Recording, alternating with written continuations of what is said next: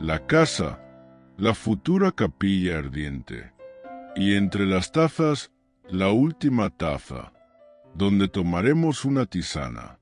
En el umbral de la puerta te veo ya transparente con ese halo de finitud sobre tus cejas y frente.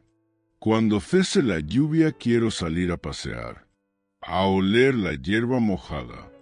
Un año más repetimos, no evolucionamos. Nos vamos acumulando en esa mediocridad de los ciclos. Y parece que la vida estuviera en otro sitio.